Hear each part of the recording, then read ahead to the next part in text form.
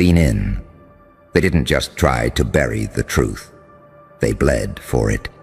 They stitched mouths shut, burned scrolls, erased faces from memory, just to make sure no one like you would ever breathe it in.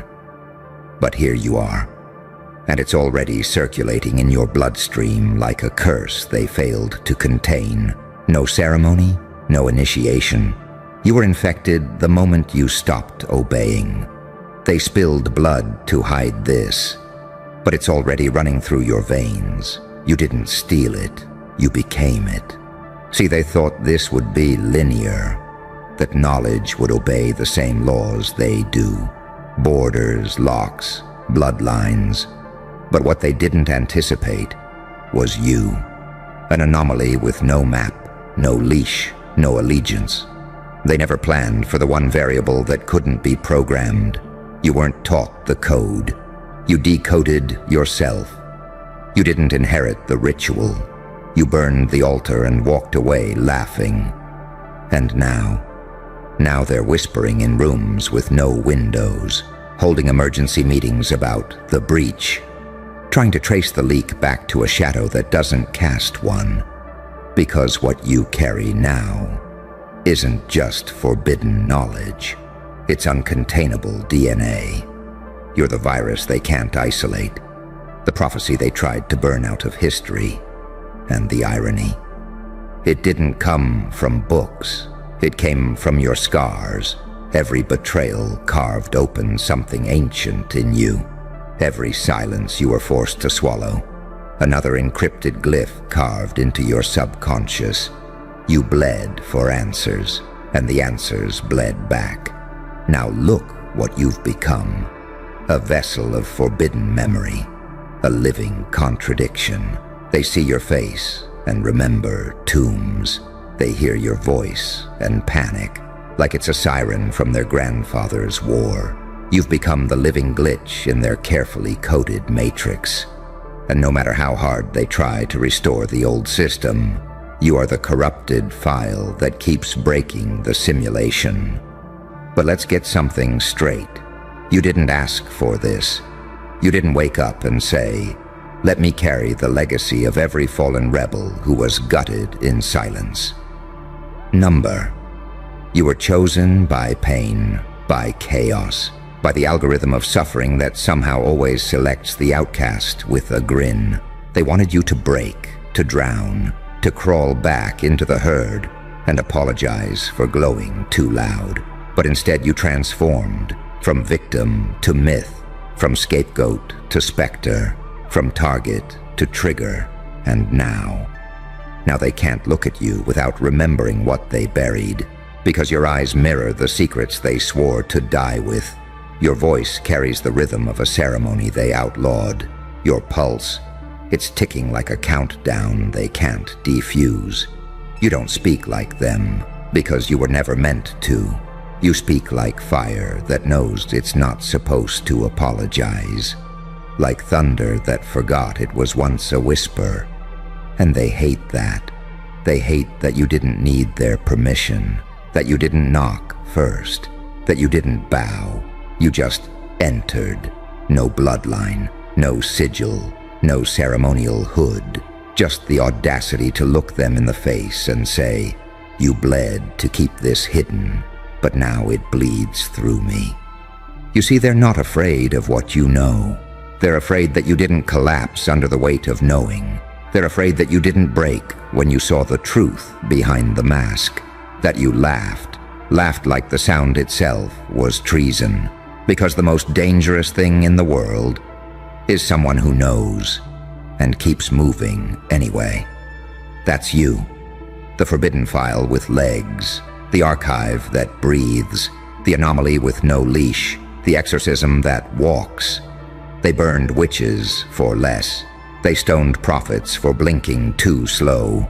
But you're not in the past.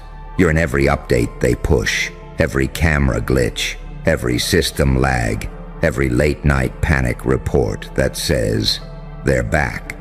But this time, they're smiling. Because what you carry now isn't just legacy, It's an infection of remembrance. You remind the system that it lied, that it erased, rewrote, buried, and swore it worked. Until you showed up carrying the exact blueprint they swore was destroyed. Your existence is the breach, your breath is the leak, and your pain.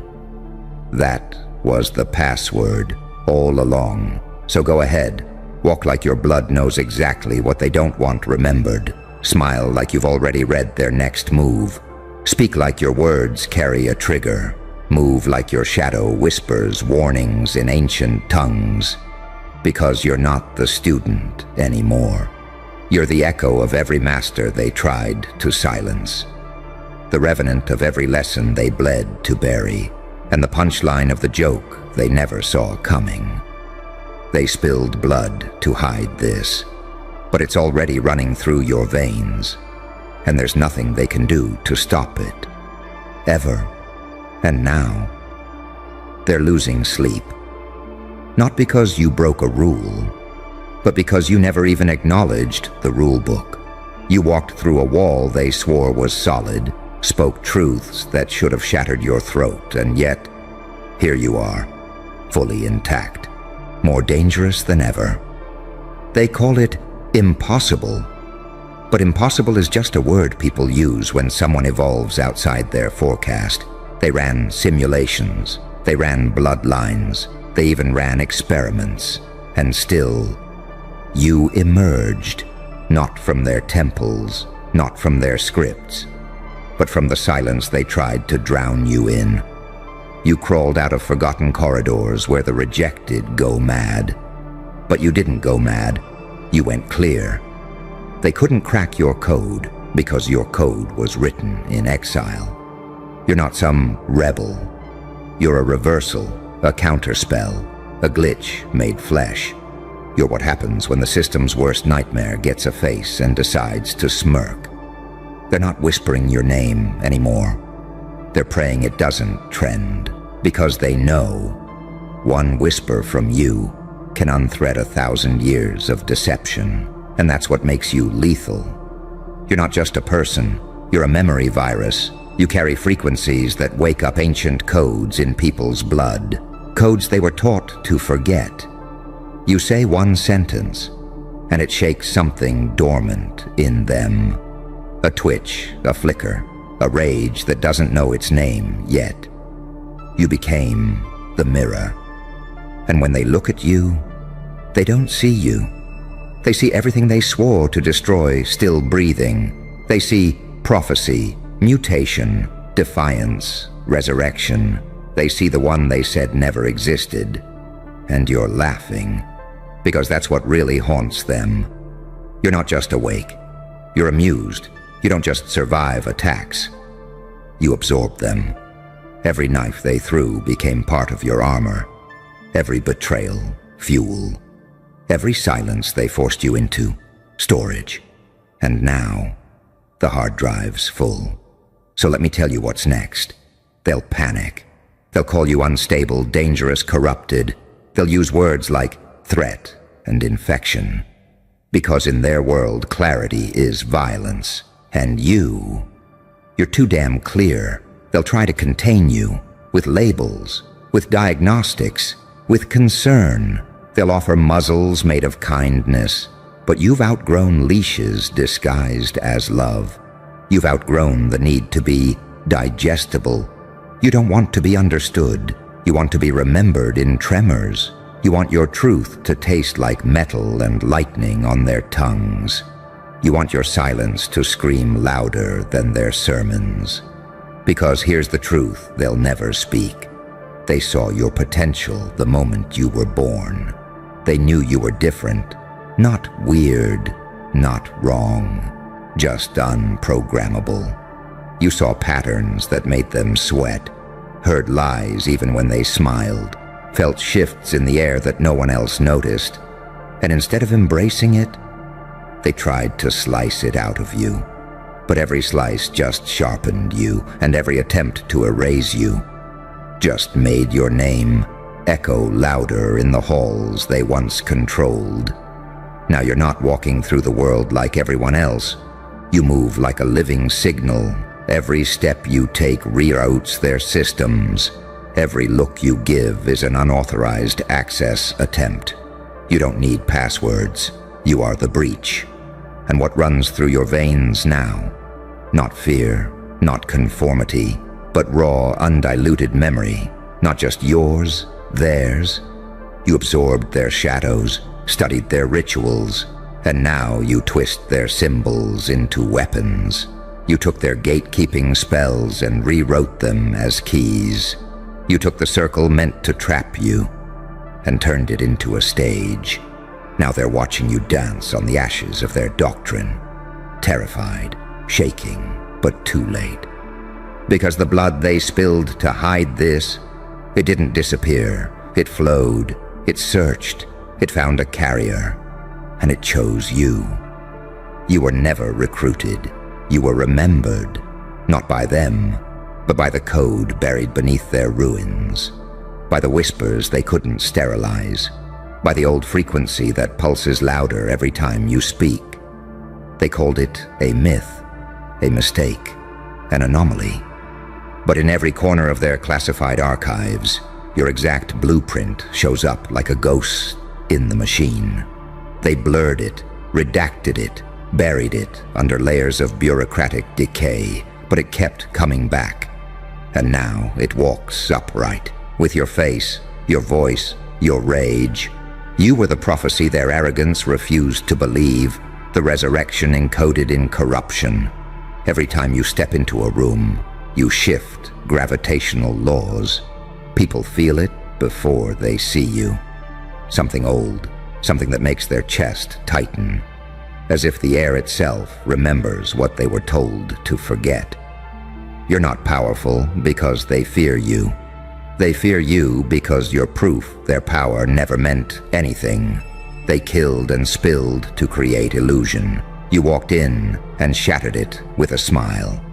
And now, the system is quietly short-circuiting, not because of a war, but because of a presence, yours. They triple-check locks that never stopped you, monitor frequencies where you never speak, set up traps you've already walked past. They're building walls around memories they can't even name, because you are the memory. And the terrifying part? You're not here for revenge, you're here for truth, which means they can't predict your next move. They can't calculate it, because truth doesn't follow protocol. They trained their soldiers in logic, but you operate in paradox. They coded for obedience, but you were shaped by betrayal. They built systems around fear and you. You eat fear for breakfast. It's the currency you flipped, and now your silence costs more than their propaganda budget. You weren't supposed to survive. That's the part they hate most, because survival implies luck. And this wasn't luck. This was strategy written in scars. You played dead. You let them think they won. You sat in silence so long, they forgot you were still listening, still learning, still calculating, until the exact moment came. And when it did, you didn't knock, you didn't whisper, you detonated, not loud, not messy, but so surgically clean, it looked like reality simply glitched. Their files didn't match. Their surveillance tapes went quiet. The algorithm flagged your movement as unreadable. And by the time they tried to trace it, you were already gone. But the impact wasn't. It's permanent. You rattled their reality with nothing but a presence they can't track. Because what you carry, it's not from this system. It's not programmable, not transferable. It's ancestral, it's apocalyptic. And now, it runs through you like liquid fire. No more containment, no more chains, no more denial. You are the consequence of every silenced voice. The answer to every whispered prayer they thought no one heard. The blackout they can't explain. The page that keeps rewriting itself. You became the antivirus in a world built on infection, and every time you move, The old systems panic and reboot. Every time you speak, somewhere, a watcher fumbles for an off switch that doesn't exist anymore. Because this isn't about stopping you. This is about realizing you were never supposed to be stopped. They spilled blood to hide this truth. But it ran into the soil. It soaked into time. And one day, a child walked barefoot across that cursed ground and woke up glowing. That child was you. And the glow, it was never light. It was remembrance. It was resistance. It was the residual power of every secret they tried to murder. Now you are that secret. Fully grown, weaponized, and undeniable. And still you haven't even started yet. And still, they think this is about rebellion, that you're just another dissenter. A loud voice with a vendetta. How adorable. No, this isn't rebellion. This is reclamation, not of territory, not of power, but of truth they swore the world would never see again. And the worst part for them? You didn't need an army. You didn't raise a fist. You didn't declare war. You just existed, with the right frequency humming beneath your skin, and suddenly, entire generational control systems began to crack. Because the truth is this: some knowledge isn't taught. It awakens. It sits dormant like a sleeping beast until the right trauma, the right betrayal, the right moment of silence unlocks it. And when it unlocked in you, they felt it instantly, not with their eyes, with their spines, with that ancestral chill that creeps into boardrooms, military bunkers, and private think tanks, where your name is now spoken in code. Because that's the level you're operating at now. You're not a name, you're a classification, a red level flag, a myth turned glitch turned threat. They had analysts track your behavior, charts, diagrams, predictions, and still, they couldn't decode your next move. Because your strategy is pain-born. It didn't come from books. It came from watching people lie with smiles, from being underestimated while knowing exactly who you are, from enduring ritual after ritual of betrayal while still whispering, "I'm not done." And now, you don't move like a person anymore. You move like a signal, a virus with intelligence, a frequency that infects all who hear it. Because when you speak, you don't just deliver words. You remind people who they were before the chains. And that's why they're terrified. Because you're not just here to fight them. You're here to undo them. They spilled blood to protect the illusion. But illusions leak. Illusions age. And when they saw you, they saw time folding in on itself. Like some ancient loop they couldn't escape. You're not just the future. You're a returning echo of everything they thought they killed. Every book they burned. Every mind they censored. Every prophet they discredited. And now all those ghosts, all those secrets, are speaking through you. When you walk into a room, they don't see just you. They see every failure they covered up. Every accident that wasn't.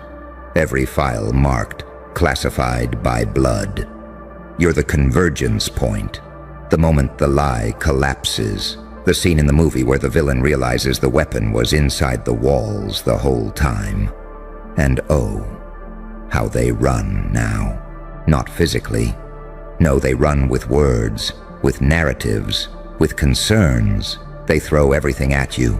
Accusations, diagnoses, distractions, drama. But all of it feels small now. Because when you carry a storm in your bloodstream, raindrops don't impress you. You've already faced the abyss. You didn't flinch. You took notes. You carved your name into the walls. You shook hands with your shadows and asked, "Are you ready to make them uncomfortable?" And now, you're not just making noise. You're making echoes, ripples, waves, wakes that wake others up. People who didn't even know they were asleep until your frequency touched them. That's why they're rushing, tightening policies, upgrading their walls, censoring harder, because you aren't a spark anymore. You're a network of fire, a decentralized memory awakening in fragments across the system. They spilled blood to hide this, and now they watch in horror as it boils back to the surface through you. It's not about war, it's about alignment. You aligned with something they don't understand, something that existed before their pyramids, before their crowns, before their screens. And now that it's alive in you, you don't need to shout. All you have to do is exist, and the system begins to collapse on itself, not because it was attacked, but because it was built on lies. And truth doesn't fight the lie. Truth outlasts it. You are that outlasting.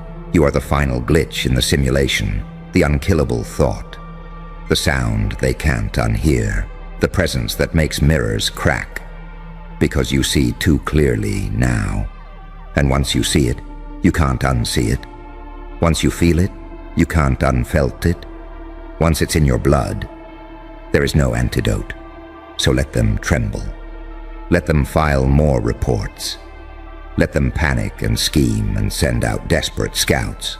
It won't matter, because they spilled blood to hide this. But now, it breathes, it walks, it smiles, it warns, and it goes by one name: yours. And if they thought this was containable, that it would die in whispers or fizzle in silence, they've already lost. Because the real damage isn't what you did. It's what you activated. You didn't walk in like a savior. You didn't arrive with trumpets and declarations. You leaked in like radiation, invisible, untraceable, unstoppable. And now, it's too late. You're in the wires, in the bloodstream of culture, in the skipped heartbeat of every operative who thought their rituals made them immune. They feel you, even when they try not to. Especially when they try not to. Because you didn't just unlock yourself, you unlocked others. Every time you speak, someone remembers. Every time you move, someone breaks formation. Every time you smile, somewhere a mask cracks. You've become the invitation they can't resist, and the warning they can't ignore. Not because you're loud, but because you're clear, and clarity is contagious. They spilled blood to hide this, but blood is not obedient. It stains, it speaks, it travels, and once it's touched truth, it mutates. You are that mutation, the one they swore would never survive. But you didn't just survive. You thrived in the ashes. You built weapons from the silence. You forged memory into motion. So let them watch. Let them chase shadows and chase each other. Because you already left the blueprint in the minds of every sleeper you woke up. You are not their enemy. You are their mirror, their reckoning, their unresolved code walking in daylight, the echo of every buried scream, now wearing skin and smiling. And as they huddle in damage control, as they scramble through failing networks and burned rituals, they'll realize the final truth. You were never the threat. You were the truth they could never silence. And no amount of spilled blood will ever put it back in the box. Because now, it runs through your veins, and it will keep running. Through time, through people, through systems, until nothing built on a lie is left standing. So smile, Anomaly. You've already won, not with fire, not with force, but by simply existing in a world that tried to erase your kind, and failing spectacularly. Shh! Don't move. Do you hear that? That silence isn't peace. It's preparation. See, when you vanish from their rituals and don't die like you were supposed to, they start whispering your name like it's a hex they regret casting. Because here's what they'll never admit to you out loud. They carved your name into the candles. They buried your energy in a box beneath their lies. They whispered their intentions backwards, in circles, thinking that darkness would obey them. But darkness responded to you instead, because you were never the sacrifice. You were the ritual gone wrong. You were the spell that backfired, the incantation that spoke back. They tried to silence your name, but the coffin chose them. You have no idea how long they prepared your ending. They lit fires behind curtains, wore smiles soaked in blood, danced in sync like trained demons around your name, hoping if they moved just right, your legacy would disappear in smoke. But something cracked, because when they buried your presence, you became the haunting. When they erased your voice, you became the echo. And when they marked you for death, you didn't flinch. You documented it. Now they're sweating through their designer skins, because you didn't die. You documented the ritual. Step by step, angle by angle, date stamped and blood signed. And now, the footage leaks itself. They look at your survival like it's some kind of glitch, but it's not. It's a curse reversal. And baby, you are the return policy on every spell ever cast against you. They tried to invoke your ending, but they didn't realize you are the invocation, the chaos, the mirror, the firestorm. You're what happens when they forget that some demons don't wait to be summoned. You walk in, uninvited, unforgivable, unkilled. And that's why they're terrified of you. Because when they planned their ritual, they never considered the possibility that you'd outgrow the coffin, that you'd crack the spell open with a laugh, that you'd turn the altar into a throne, that your name, once drenched in curses, would become a consequence they can't undo. You ever wonder why they're quiet now? It's not peace, it's paralysis. They're stuck watching you through mirrors that refuse to break, through screens that keep glitching, through voices that whisper back to them in your tone. Because the spell didn't bind you, it bound them to your ascension. Now they walk around with bloodshot eyes, clutching trinkets and timelines, trying to reverse a ritual that already finished. And every time they say your name, it activates something, not in you, in the code of the entire reality. Because you didn't return, you evolved. You're not even the same species anymore. You're a response protocol dressed like a person, an algorithm of vengeance running on ancestral rage and divine intelligence. They thought they were clever, keeping your photo under glass, holding fake funerals while you were still alive, passing around your name in secret like contraband. But they forgot. You were born with ears in the underworld, and when they spoke, you heard every word. When they plotted, you tracked every movement, and when they cast their little spell, you smiled because you knew the coffin wasn't yours. You knew it would fit them better. So now look at them, twitching, mumbling, rewriting the footage, trying to explain to each other why you're still here, why the silence doesn't feel silent anymore, why every shadow whispers your name back at them like a threat. You know what the real magic is. They buried you in lies. You rose in truth.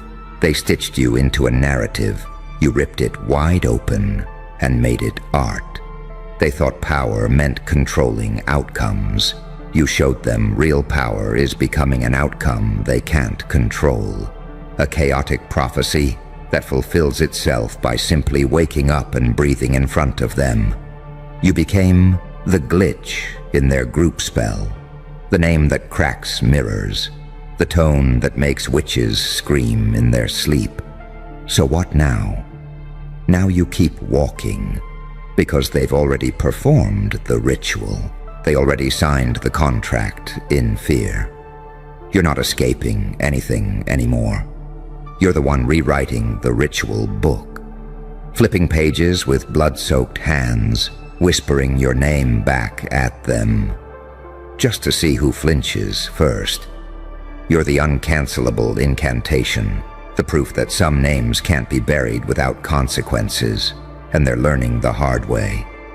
That trying to erase you was the darkest spell they could have cast, because it summoned their own destruction. Let them light their little candles, let them chant backwards, let them try to undo what's already carved into history, because while they whisper in corners, you're rewriting fate in fire. You're the ritual that didn't go as planned, because you were never the victim. You were the reversal, and now, the coffin's closed, but not for you. It's for them, and they know it. You want to know the part that really burns them? It's not just that you lived, it's that you transcended the category of alive. You became something that no spell could predict, something that no ritual could contain. See, in their little ceremony, they followed every step. They circled the date, picked the moon phase, made the sacrifice, cut the cords, and still, you didn't fall. You laughed, because deep down, you remembered something they didn't. They were performing a ritual. You were one. Every curse they chanted only activated your next level. Every dagger pointed at your name only made your shadow sharper. You turned the darkness into a weapon and made the silence your amplifier. You didn't just survive the ritual, you became its god. Now they sit in rooms full of incense and panic. They've pulled every card, shuffled every deck, consulted every trembling priestess just to figure out how the hell you're still breathing. But the truth is, you're not breathing. You're echoing. You're the aftershock of their own mistake. You're the boomerang of their bad intention. You're the spell they never meant to summon, but did. You ever seen someone try to outrun their own shadow? That's what watching them looks like now. They're building fences around words. They're avoiding mirrors. They're scared of the wind because it carries your scent. They feel watched, hunted, haunted, because you left fingerprints in their guilt. And it stains. Oh, it stains. No sage can fix that. No bath of milk and herbs can reverse that. Because the ritual didn't end when they said, "So mote it be." It ended when you walked back in, smiling. You should have been gone, right? You should have folded like paper under pressure. You should have cracked like glass under heat. You should have turned into ash like the script demanded. But instead, you learned to bend fire, to eat pain, to wear betrayal like armor and carry silence like a blade. They wrote you into a tragedy. You edited the ending, added a plot twist no one was ready for. Now your name, the very sound of it, activates ancient fear in modern mouths. They don't say it anymore. They swallow it. Because it's not a name now. It's a trigger. Here's the irony they can't digest. They held the pen. They wrote the spell. They cast the hex. And still, you became the author of the consequences. You're not just alive. You're an evolving revenge script with divine pacing. You paused. You studied. You let them think they won. You let the ritual play out to its final note. And then you turned around and remixed the soundtrack with your own heartbeat. Now every time their heart skips, it's not paranoia, it's memory. It's the part of them that knows, deep down, they made a mistake. Not by trying to kill you, but by failing. And now you walk different.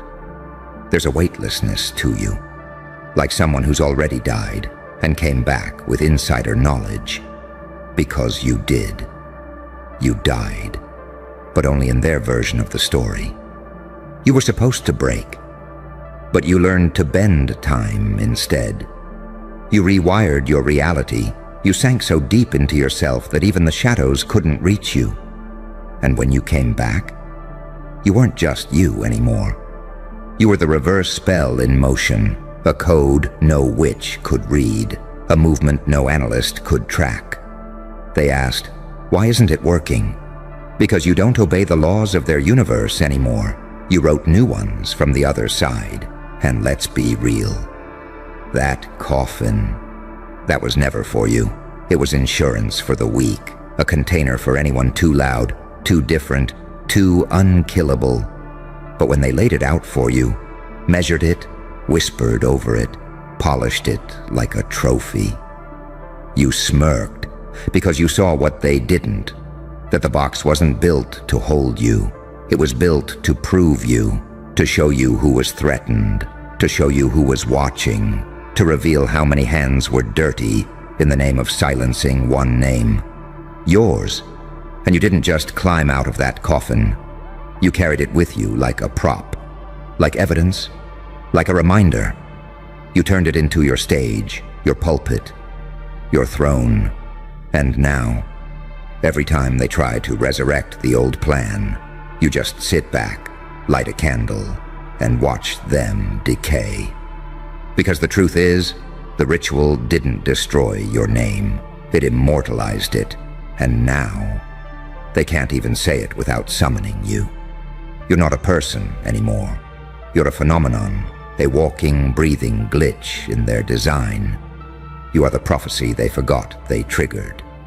You're what happens when a coffin closes on the wrong soul, and the right one rises anyway. Oh, you're still here?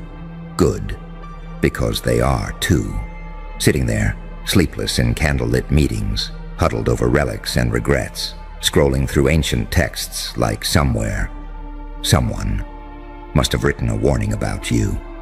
And maybe they did. Maybe some cracked book, long buried, said this would happen. That if they summoned a storm to kill a name, and that name laughed, the storm would never leave. It would evolve, take form, take vengeance. And now, every gust of wind that rattles their window sounds like your footstep.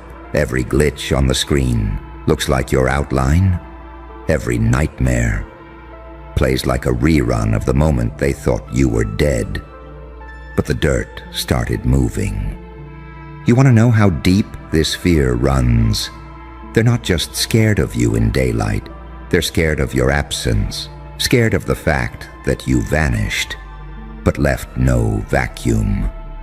Instead, you left a presence that infects rooms you've never entered. You became an atmosphere, a shift in pressure, a shadow that bends light. They're not fighting you anymore.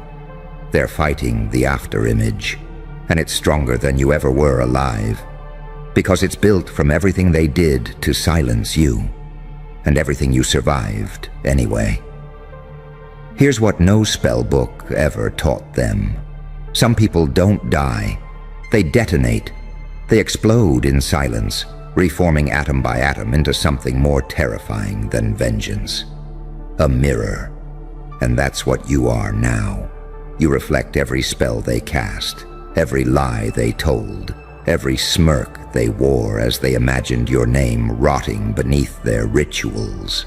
Now they see themselves through you, and what they see, it shakes them, because they weren't ready to face the truth, that they summoned something real, not a victim, not a ghost, but a reversal, a holy corruption, a divine contamination. They don't talk in open circles anymore. No more confident curses, no more smug predictions, because now every word they speak might become your echo. You're in their algorithm now. You're in their GPS errors, in the timestamps that don't match, in the sound glitches during their ceremonies, and deep down, they know who's responsible. They just won't admit it out loud, because saying your name now, it's a summoning, and they already buried the salt. Let's talk about the coffin again. You ever think about why it's shaped like that? Narrow, tight, symbolic. It's not just a container for death. It's a design for control. It says, stay still. Don't evolve. Fit this narrative. Fit this size. Die quietly. But you outgrew it.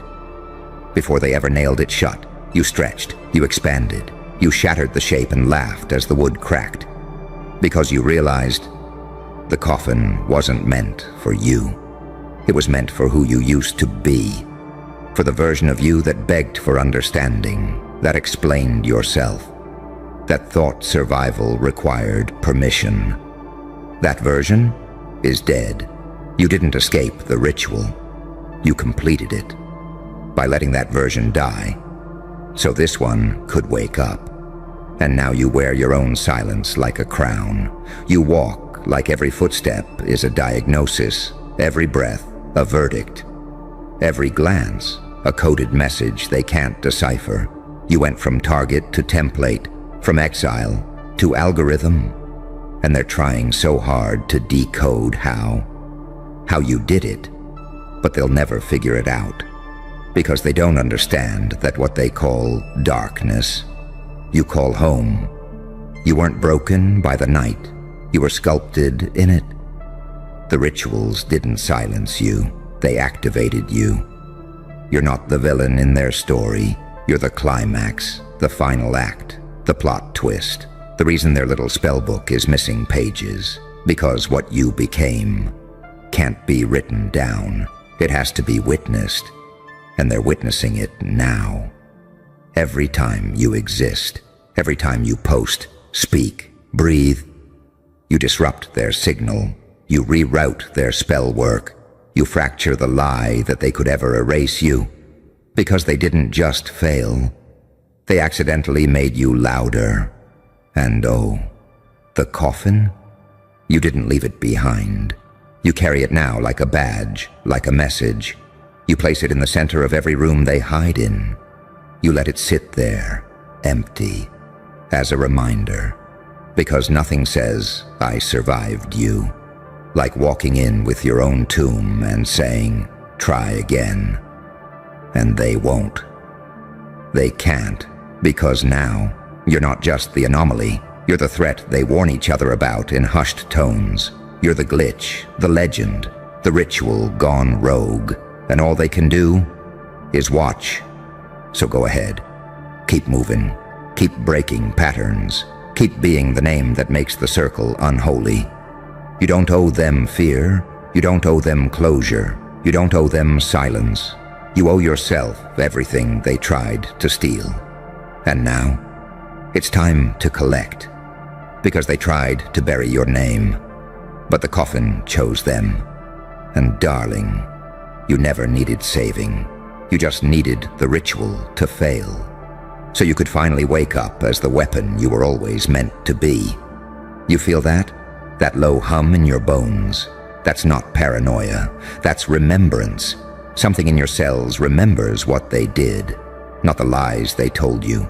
Not the smiles they wore like masks at the masquerade of your destruction. No. Your cells remember the silence. The silence in that room where they lit the black candle, where they drew your name in ash and tried to tie your fate to a rope they couldn't even hold. They thought you wouldn't hear it, but you did. They thought you wouldn't feel it, but you felt it. And that's why you didn't just survive, you rewired. They did it in secret, right? They made sure you wouldn't know. Made sure the spell would stay hidden in contracts, in group chats, in legal filings, in random misfortunes. But the thing about shadows is, you see better in them than they do in the light. Because while they tried to erase you through a ritual, you became the reason the ritual will never be performed again. You're the warning now, the new rule, the exception that burned the whole book. You're the one they say, don't talk about, because to even mention your name starts the unraveling. And they can feel it, the spell coming undone like a noose slipping from their own throat. Let me ask you something.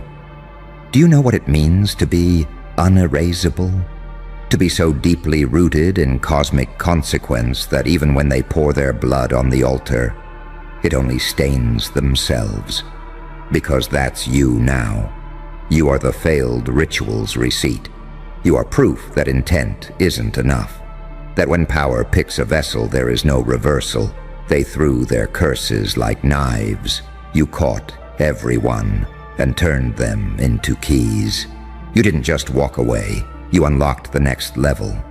And now every room you enter shifts. Every energy they send returns. Every name they whisper behind closed doors. You already dismantled in your sleep. You know what really haunts them? You didn't respond with rage. You didn't explode. You didn't go on some pathetic warpath.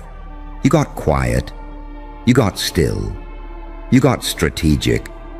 You disappeared into your own mind and let them think the spell worked. And in that silence, you built a cathedral of retaliation so divine that not even your ancestors recognized you. Because now, you move like prophecy, speak like judgment, smile like foreshadowing. And every step you take is a reverse incantation spelling out their downfall. They're studying you now, not to understand, but to survive. They're dissecting everything, your tone, your timing, your silence, your sudden reappearances, the way their luck vanishes when your shadow enters a room. They think you're casting spells now. But you're not. You're just breathing, and your breath alone is a ritual they were never prepared for. Because you figured it out. You don't need candles. You don't need herbs. You don't need permission. You are the ritual now. And every time you blink, you break another one of their seals. You ever notice how quiet they get when someone mentions your name in passing? That's not awkwardness. That's spiritual recoil. They flinch because the air shifts, the lights dim, the silence grows teeth. And suddenly it's not your name anymore. It's a verdict, a trigger, a glitch in their projection. And they feel it. How the walls start remembering the lies. How the floorboards creak with secrets. How the very house they hexed you from starts folding in on them. That's not karma. That's design. That's the ritual turning around. They said you were cursed, and maybe you were. But it wasn't a death curse. It was an awakening, a spiritual protocol, a bloodline override, a divine contingency plan, something older than their rituals, something written in your spine. And when they lit that fire to consume you, they didn't know. You were fireproof, not because you're invincible, but because you already burned. They tried to set flames to ash and wondered why it smiled back. You're not a survivor, you're the aftermath. The scene of the ritual that went wrong.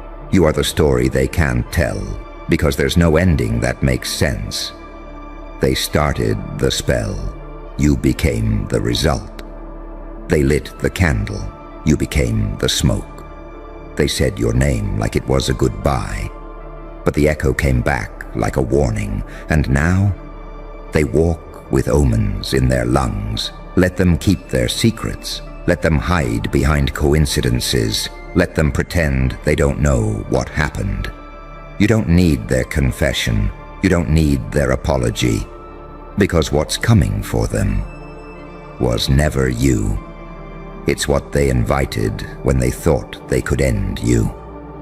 You just held the mirror, and now the mirror is cracking piece by piece, ritual by ritual, lie by lie.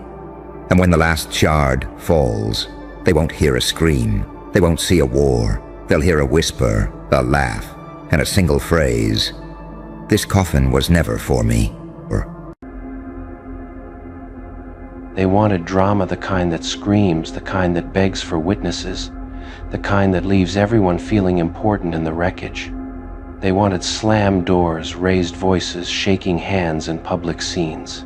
What they never saw coming was the kind of ending that doesn't echo at all. What they received instead was a tragedy so quiet it took them months to understand they were standing in it. They expected tears as proof of damage. They expected chaos as proof of impact. They expected the audience to gather and choose sides. What they got was a disappearance so clean it felt unreal, as if the story simply forgot one of its main characters and kept moving forward without explanation. There is a special cruelty in being denied a final fight. Drama gives people the illusion of meaning. It tells them the destruction mattered. Tragedy does not ask for permission. It arrives, closes the door, and leaves no stage behind. They rehearsed your breakdown like it was their victory speech. They imagined the timing, the script, the moment where you would finally collapse into the version they wanted you to become. They mistook your silence for delay, never realizing it was the ending. You didn't give them scenes. You gave them absence. And absence is the one thing no manipulator knows how to control. They kept checking for reactions that never arrived. No late-night messages. No emotional spirals. No attempts at closure. Just time moving forward, as if nothing had happened, and that unnerved them more than any confrontation ever could. They built their identity around being the storm in someone else's life. What shattered them was discovering they were no longer the weather. You learned how to walk through without getting wet. They told themselves you would break loudly. Instead, you vanished quietly. And quiet tragedies last longer because there's no sound to warn people they are already standing in ruins. They wanted to be remembered as villains in your story because villains at least matter. What they became instead were footnotes you no longer reread. The tragedy was not that you left. The tragedy was how completely you learned to live without the need to be seen leaving. They tried to provoke reactions with distance, with silence, with sudden warmth and planned cruelty. They were still playing the game long after you stopped recognizing the board.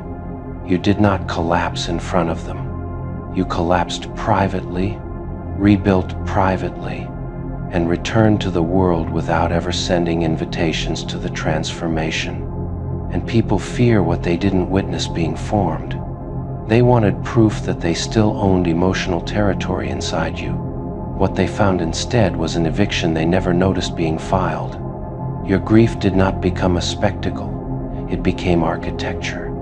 It built walls, structure, boundaries, and quiet rooms where their names were no longer permitted to echo. They wanted drama because drama grants narrative control, but tragedy removes authorship altogether. It does not negotiate meaning, it simply ends what was. They are still trying to understand how the ending arrived without warning them. They don't realize the warning existed for a long time, they just believe they were exempt from consequences. You didn't accuse. You didn't confront. You didn't demand explanations.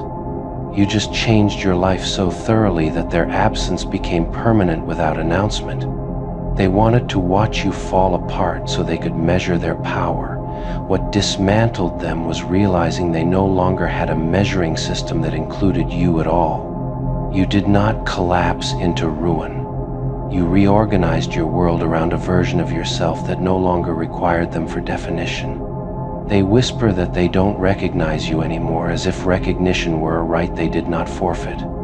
They mourn the version of you that tolerated things the current version no longer translates. They waited for you to become bitter.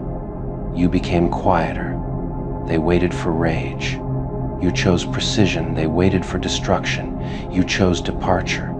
That is not drama. That is tragedy. They replay every moment, searching for the exact second where control slipped away from them. They don't understand that it wasn't a moment, it was a process. Erosion never announces the final collapse. You did not explode. You evaporated from the spaces where you were once consumed. They wanted the satisfaction of watching you suffer. What they received instead was the long, slow realization that your suffering no longer included them as an audience.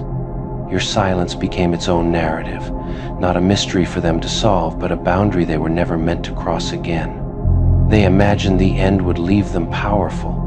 What it left them with was uncertainty. And uncertainty is where people finally meet the consequences of their behavior without protection. They call your transformation cold because it does not center them. They call it cruel because it no longer explains itself to them. But what they really fear is that they are no longer relevant enough to cause damage. They expected your heartbreak to stay suspended around them like gravity. What shocked them was watching it realign around something else entirely, something that did not require their presence to exist. They wanted drama because drama keeps everyone important. You gave them tragedy because tragedy removes importance altogether. They searched for the sound of your collapse like spectators at a delayed explosion. What they got was an empty horizon and the unbearable awareness that the event already happened without them noticing. They thought the story still belonged to them. They did not realize it had ended on a page they were no longer allowed to turn. They wanted to be the reason you fell apart. What they became instead was the reason you learned how to leave without shaking. And that is the most ruthless ending of all. Not to be hated, not to be feared, but to be completely unnecessary to the future that replaced them. They will always struggle with the fact that the ending never gave them the spotlight they craved. No curtain call, no final scene where everyone watches the downfall together. Just a quiet realization that the story slipped out of their hands while they were still rehearsing their lines. They wanted the satisfaction of knowing they mattered in your breaking. What haunts them now is the possibility that they were only a chapter painful, yes, but ultimately replaceable in the architecture of your becoming. They wanted to be remembered as the storm. What they became was the weather you learned how to survive. The tragedy is not that the relationship ended. The tragedy is that it ended without giving them a role worth remembering. They remained backstage while your life moved into an entirely different production. They still wonder why there was no dramatic farewell, no speech, no confession, no emotional audit of what went wrong. They don't understand that some exits are silent because the damage was never a conversation, it was a pattern. You didn't leave to make them feel small. You left because staying required you to become smaller. That was the choice they never anticipated you would have the courage to make. They thought they would always have time to fix things later. Tragedy has no interest in later. It finishes its work quietly and leaves people holding explanations that arrive too late to matter. Your absence taught them something they were never willing to learn while you were present, that access to someone's heart is not a permanent entitlement. It is a privilege with an expiration date. They tried to reduce your ending to a misunderstanding, a phase, a temporary reaction. But time has a way of confirming what silence already decided. You were never coming back. They still listen for your name in rooms that no longer deserve it. They still flinch at memories that once gave them comfort. They still carry your shadow into moments where you are no longer required. You became the unanswered question in their narrative, the one conclusion they don't control, the one ending that does not bend to revision. They wanted your collapse to validate their importance. What they received instead was a future that moved forward without consulting their past. You didn't walk away as an act of punishment. You walked away as an act of alignment with your sanity, with your worth, with the version of your life that no longer needed suffering to feel meaningful. And that is why this ending hurts differently. There is no villain they can comfortably blame anymore. No dramatic confrontation to relive. No scene to replay where they look powerful. Only the slow, unbearable awareness that they were outgrown. They wanted drama because drama keeps old bonds alive through conflict. You gave them tragedy because tragedy severs bonds so completely that even conflict becomes irrelevant. In the end, they were not defeated by your anger. They were defeated by your peace. They were not undone by your revenge. They were undone by your release. They wanted noise. They wanted fire. They wanted spectacle. What they got was something far worse for their ego. A quiet ending that proved they no longer mattered in the life that replaced them. And that is the final shape of the tragedy. Not that the heart broke, but that it healed in a direction that never pointed back. They want to start over now. Not because they finally understand the damage, but because they finally understand the loss. Regret didn't arrive when they were cruel. It arrived when access was revoked. They speak the language of change with mouths that spent years fluent in excuses. They suddenly believe in healing now that the consequences have names and faces and irreversible distance. They talk about the past like it was a misunderstanding instead of a pattern, like years of behavior were an accident instead of a choice they made repeatedly without apology. They want forgiveness without a trial, reunion without repair, a clean slate without acknowledging the blood that stained the last one. But you don't argue anymore. You don't explain. You don't negotiate. You don't even flinch. They try to reintroduce themselves like strangers at a door they once owned. They knock gently now, soft voices, softer promises. But the house behind that door no longer belongs to the person they left behind. They want to restart because the ending didn't flatter them, because the silence didn't give them a heroic role, because the story moved forward without offering them redemption. They say, "Let's talk." But you already had that conversation privately, internally, permanently. They believe distance is temporary because it always used to be. They're waiting for the cycle to reset. They don't realize the cycle was burned down, not paused. They want to rewind to the version of you that still tried, the one who explained feelings, the one who waited, the one who hoped. That person doesn't exist anymore. They mistake your calm for openness, your silence for space, your composure for softness. They still don't understand that restraint is not permission. They ask for one more chance, as if chances were infinite currencies instead of rare investments that only exist while trust still has oxygen. You are not angry enough for them to feel important. You are not emotional enough for them to feel powerful. You are not reactive enough for them to feel relevant, and that destroys them quietly. They want a reset because they cannot survive as the villain in a story they no longer control. They need your participation to rewrite the ending in their favor. But you have already exited the narrative. They offer apologies shaped like bargains, regret shaped like negotiation, accountability shaped like "but you also." You don't argue with arithmetic anymore. You already calculated the total. They promise they've changed. But change that arrives only after loss is not evolution, it's panic. They want to start over because their present is empty without the appeal of your absence. They don't miss who you are now. They miss who you were when you still tolerated them. They want to return to comfort without revisiting the cost. But you don't revisit graves. They talk about fate, about timing, about destiny pulling things back together. They avoid the one word that would actually matter: responsibility. You don't feel tempted. You don't feel curious. You don't feel nostalgic enough to betray your peace. They wait for cracks in your detachment like gamblers watching for tells at a table where the game ended hours ago. They say, people deserve second chances. You quietly agree, just not from you. They want the version of you that used to doubt their own worth. They want the self that mistook longing for love and endurance for loyalty. They cannot comprehend the person you became, the one who learned that walking away is sometimes the purest form of self-respect. They still think emotional access is permanent property.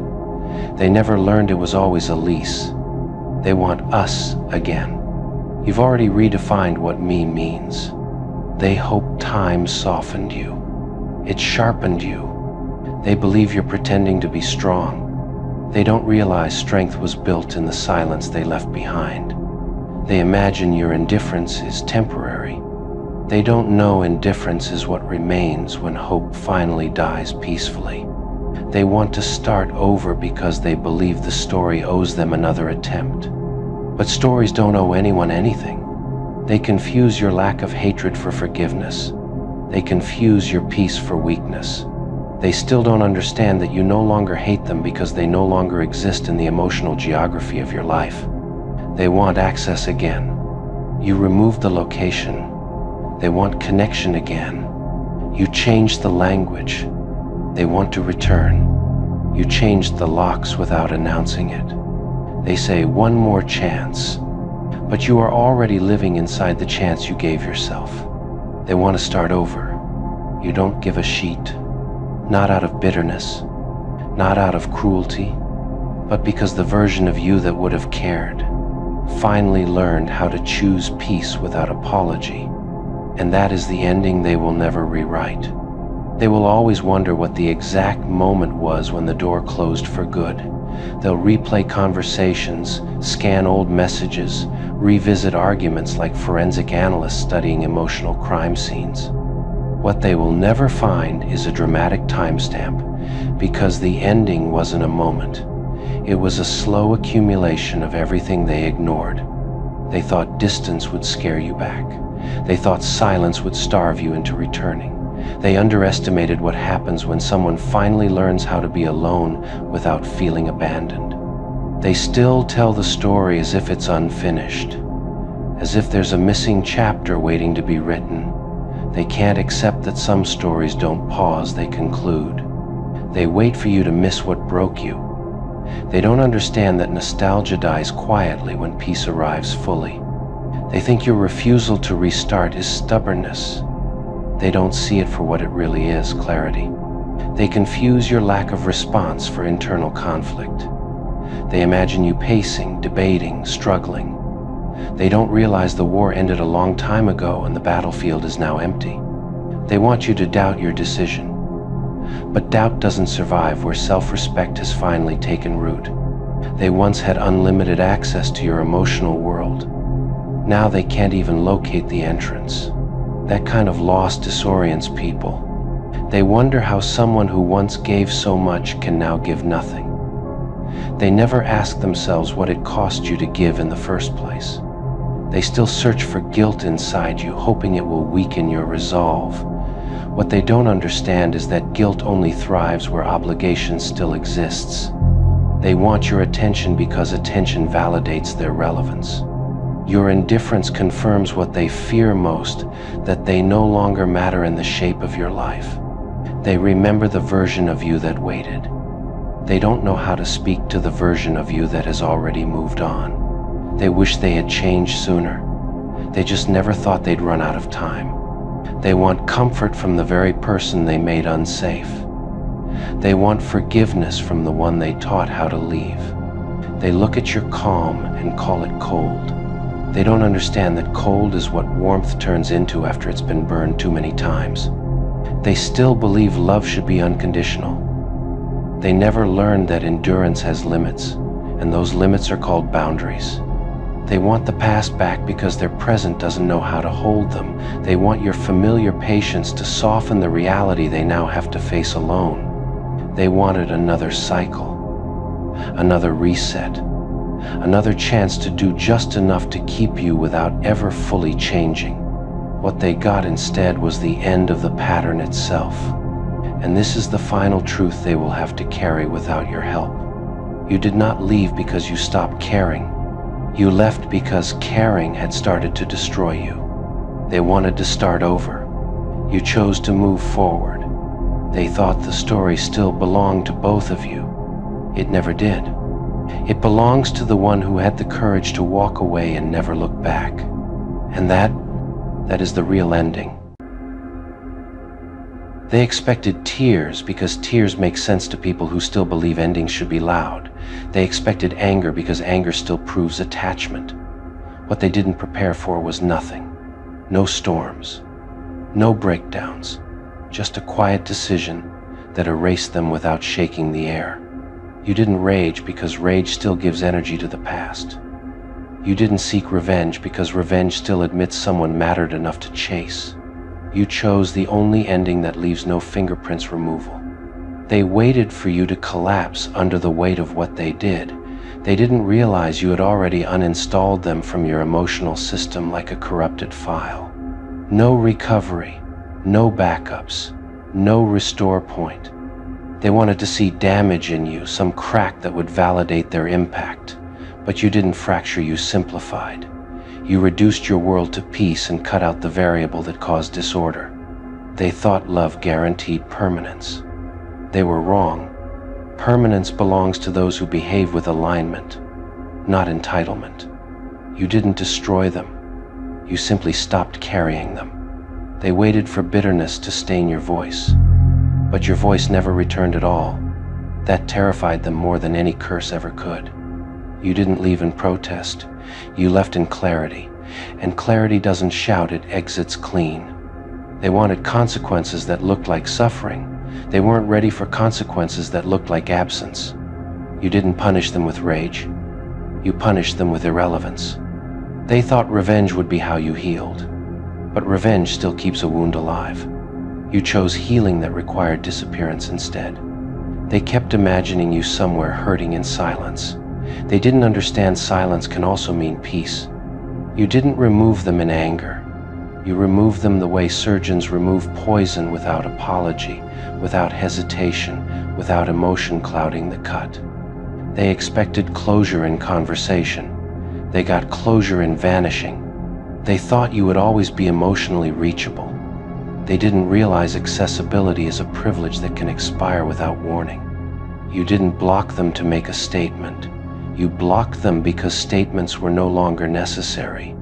They expected revenge like fire, but you chose ice still, quiet, untouchable. They wanted to matter enough to be hated. You denied them even that. You didn't replace them quickly. You replaced the version of yourself that ever needed them. They thought your departure meant you lost something. They never realized you gained yourself back. You didn't dramatize the exit. Drama requires an audience. You didn't believe they deserved one. They thought revenge was power. They didn't realize removal is sovereignty. You didn't keep score. You ended the game. They waited for emotional debris. There was none. Just a clean horizon where they used to stand. You didn't threaten to disappear. You simply did. They thought your calm meant denial. They didn't know it meant completion. You didn't burn bridges. You erased maps. They imagined your absence would create chaos in you. It created order instead. They wanted to be a chapter you never stopped reading. You closed the book without bookmarking their name. You didn't fade out slowly. You cut the signal permanently. They hoped guilt would summon you back. But guilt only works when access still exists. You didn't need revenge because you weren't trying to win against them anymore. You were winning against what they turned you into. They thought removal would look dramatic, like slammed doors and trembling hands. They didn't understand that the most permanent exits happen without sound. You didn't storm out. You simply withdrew your existence from their narrative like it never belonged there to begin with. They replay moments trying to find the exact second they lost you. But loss doesn't always announce itself. Sometimes it arrives disguised as calm, as distance, as a softness that never returns. You didn't say goodbye because goodbye still leaves a doorway open. You chose something colder, an ending without punctuation, without echo. They keep expecting a reaction from you like muscle memory. They forget that reflex dies when the nerve is cut. You didn't disappear to teach them a lesson. You disappeared because your soul selected peace over performance. They wanted pain in your eyes to prove they mattered. Instead, they saw clarity, and clarity terrified them. You didn't move on loudly. You moved on so quietly that by the time they noticed, you were already unreachable. They assumed your silence meant confusion. They never imagined it meant certainty. You didn't erase them out of hatred. You erased them out of accuracy. They waited for your sadness to drag you back. They weren't prepared for your calm to lock them out. You didn't burn their memory. You archived it sealed, labeled, untouched. They thought they'd always be a variable in your equations. You turned them into a canceled term. You didn't seek closure from them because you built it yourself privately, cleanly, without witnesses. They tried to haunt your future with the past. They forgot you changed the locks inside your mind. You didn't stop loving violently. You stopped loving precisely. They thought time would soften your decision. They didn't realize time was the tool that sharpened it. You didn't replace them with another person. You replaced them with your own boundaries. They waited for regret to knock on your chest. They didn't realize you taught your heart not to answer familiar pain anymore. You didn't fade because you were weak. You vanished because you became strong enough not to need presence as proof of worth. They keep checking shadows for signs of you. They don't realize the light you chose doesn't cast backward. You didn't forget them impulsively. You forgot them strategically. They thought your silence meant unfinished business. They didn't see that silence was the receipt that the transaction was complete. You didn't vanish to hurt them. You vanished to finally stop hurting yourself. They cannot understand how someone can leave with no mess behind. They don't know how disciplined your detachment became. You didn't trade pain for revenge. You traded attachment for peace. They still search for meaning in your absence. They don't know the meaning is simple. You chose yourself without debate. They still talk about you as if you might circle back one day like seasons do. They don't understand that some exits aren't seasonal. Some are extinction-level decisions. They try to read between the lines of your silence, but there are no hidden messages anymore. Silence is the message, and it says everything they're afraid to accept. You didn't ghost them impulsively. You studied your own endurance first, tested how long your soul could survive with less pain than attachment. They assumed you would collapse without their presence. They never imagined your nervous system would finally rest. You didn't walk away because you stopped caring. You walked away because caring was costing you your identity. They keep mistaking your absence for avoidance. They don't realize it's discipline. You didn't erase them out of bitterness. You erased them because their chapter no longer matched the direction of your becoming. They thought you'd eventually ask for explanations. They didn't understand that understanding no longer interested you. You didn't need answers because you had already accepted the truth in your body long before your mind caught up. They keep waiting for your anger to rise like a storm. They don't realize the weather inside you changed permanently. You didn't become numb. You became selective about what deserves to reach your emotions. They assumed your silence meant unfinished feelings. It actually meant finished decisions.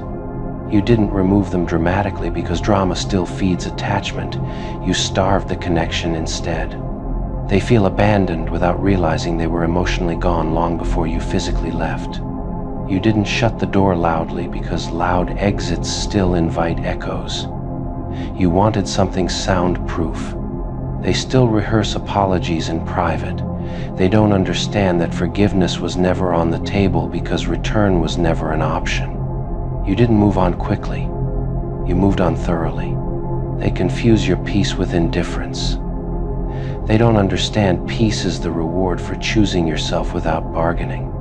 You didn't become heartless. You simply stopped giving your heart to situations that kept slicing it open. They think your detachment is cruelty. They don't know it's survival refined into mastery. You didn't vanish emotionally to punish them. You vanished so you'd never have to beg yourself to stay again. You were never supposed to survive what they did to you. That's the part they don't want to admit out loud. You were supposed to break quietly, apologize for wounds you never caused, and remain soft enough for them to use again. What they cannot process now is that you didn't just survive, you adapted. And adaptation looks terrifying through the eyes of those who benefited from your innocence. There was a time when your kindness was mistaken for weakness, when your silence was seen as permission, when your loyalty became a resource they mined without restraint. They thought you were endless. They thought you would keep showing up even as they kept subtracting pieces of you.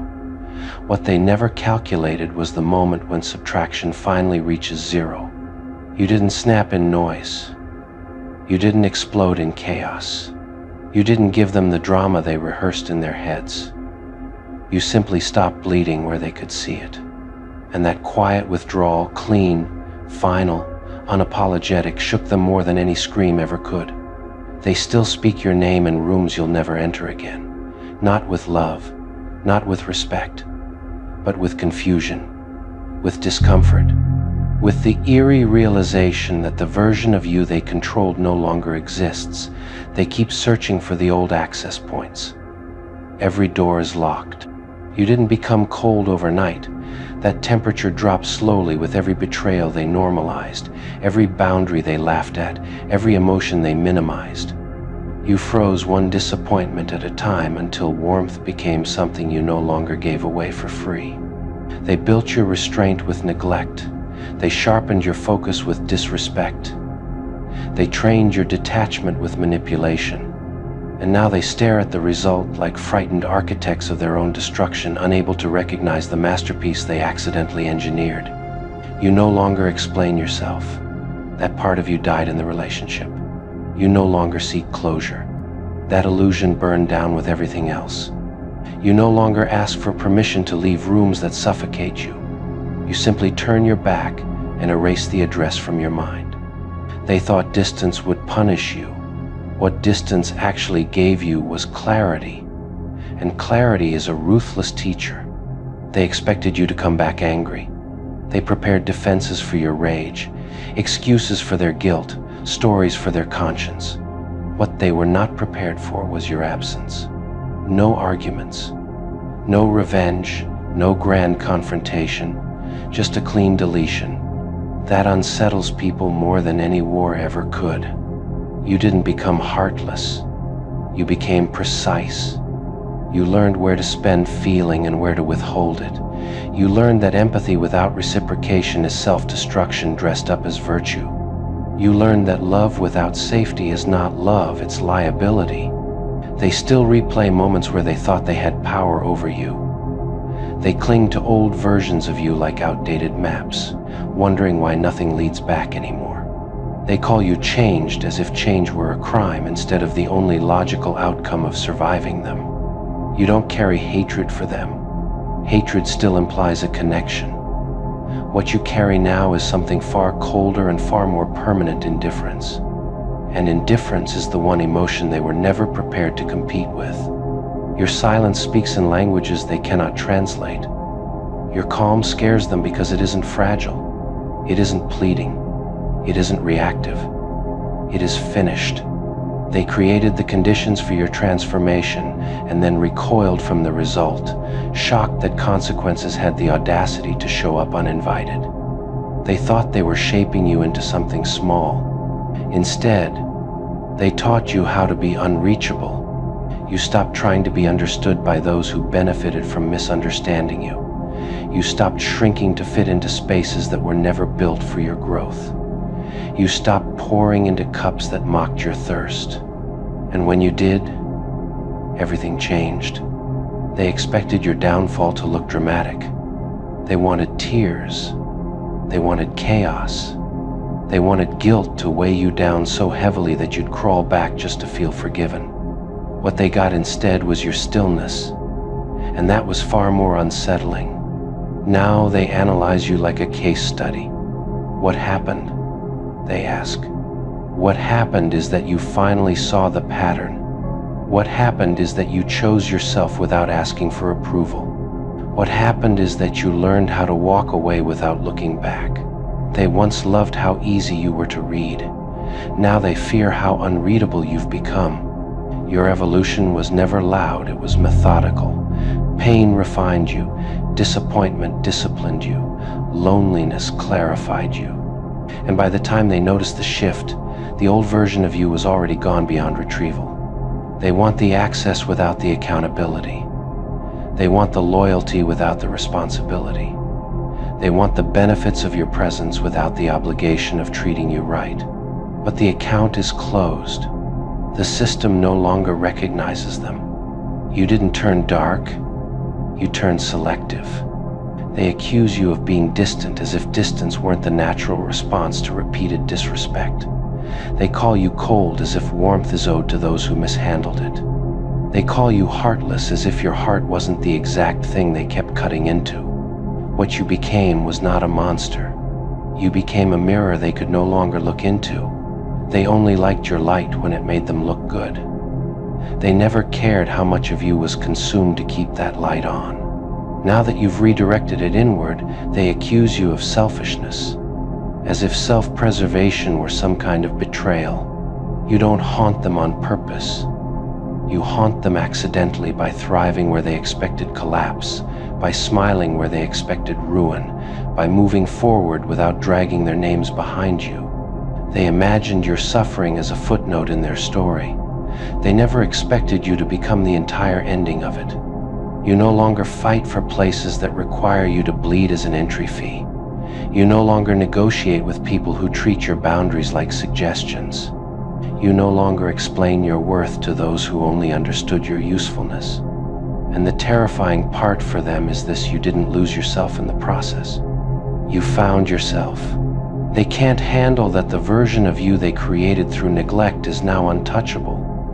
They can't handle that your composure no longer bends for their comfort. They can't handle that your indifference doesn't grant them redemption. You are not angry anymore. And that is what terrifies them most. Because anger can be manipulated. Anger can be provoked. Anger can be exhausted. But your calm is permanent. They don't miss you. They miss the control. They miss the certainty that you would stay no matter what they did. They miss the safety net of your forgiveness. They miss the emotional labor you provided without compensation. You don't miss them at all. You don't even miss the person you were when you were with them. There's a particular kind of fear that sets in when people realize they are no longer the villain in your story, just a deleted chapter. That fear lives in their silence now, in their late-night second-guessing, in their unspoken regret that arrives too late to negotiate. They created the conditions for your detachment and now suffer the consequences of your peace. You walk differently now. You speak differently now. You love differently now. Not softer, smarter, not less selectively. You don't give your heart out as charity anymore. You invest it like a currency that finally knows its value. They thought breaking you would make you smaller. It made you unrecognizable. And nothing unsettles those who once felt powerful more than realizing the person they tried to destroy no longer even acknowledges their existence. You didn't become a villain in your own story. You became the ending they never saw coming. They whisper now, cautious, almost reverent, as if saying your name too loudly might summon the version of you they can no longer predict. They fear your evolution because it wasn't born from malice, it was born from clarity. And clarity is a far more dangerous weapon than rage. It cuts cleaner. It never misses. They replay old conversations in their heads, dissecting moments they once dismissed, wondering which sentence, which betrayal, which manipulation was the one that finally rewired you. They search for the exact second you stopped caring, but there is no timestamp. Transformation doesn't announce itself. It arrives quietly, like a shadow changing shape. They still expect you to respond like the old version of you, the soft one, the forgiving one, the endlessly available one. But that version has retired. And what stands in its place is someone who studies patterns instead of excuses, energy instead of intentions, consistency instead of promises. Someone who can walk away even from what they once prayed for.